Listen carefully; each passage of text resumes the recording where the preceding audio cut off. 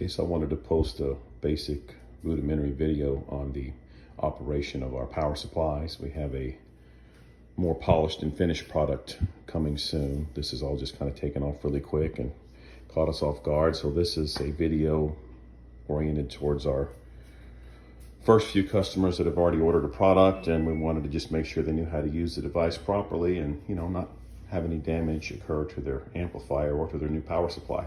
So where you want to basically start is, of course, with the unit disconnected, is I like to start with the dial about the halfway mark, which on the TPS-1 unit is 75 volts. It's about the halfway mark.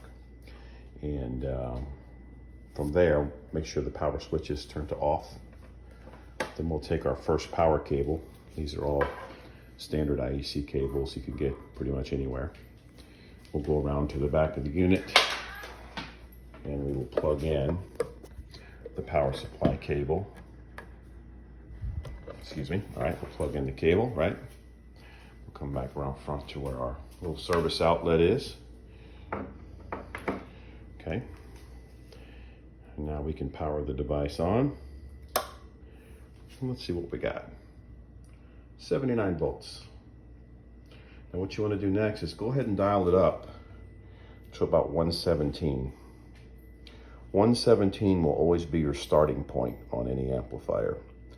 117 is like considered the perfect, desired standard voltage in all homes and businesses in America.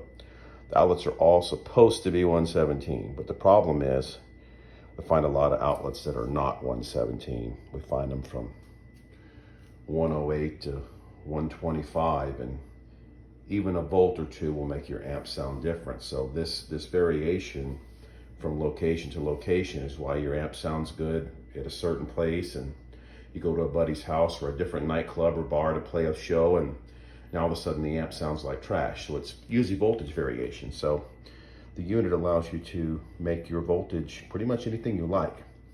Now we'll say pay attention to this decal I put on here, right?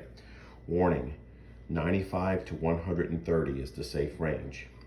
If you go below 95 or above 130 and destroy your amplifier, that is on you. I have made it very clear that this box is capable of damaging your equipment if it's not used correctly. I was very clear with labeling this 95 volts to 130 volts. Also the dial is labeled. I put some little marks here, right? You're kind of in that red range right there. 90 to 125-ish, 130-ish.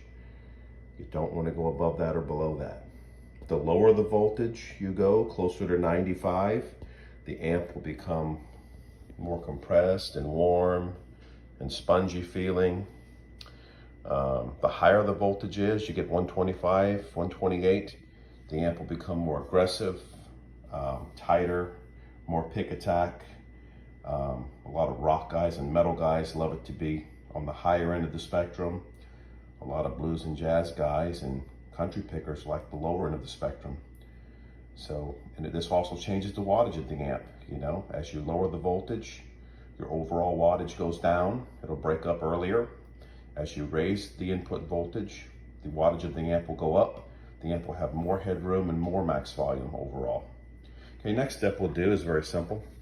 We'll just grab the power cable for our amplifier, and it goes into this top jack right here, like so. Okay, and you see this other decal, right? Non-standard outlet, tube amps only. This box cannot power digital effects. It cannot power pedal boards. It cannot power anything other than a vacuum tube power amplifier. If you hook up something solid state to this box and start playing with the voltage, very high probability you will destroy that device. Once again, we are not responsible for improper use on the product. And of course, as usual, you have this end left over, which is exiting the back of the supply that we just hooked up. We know this plugs into your amplifier. Confirm that we're around 117. Go ahead and power up your amplifier.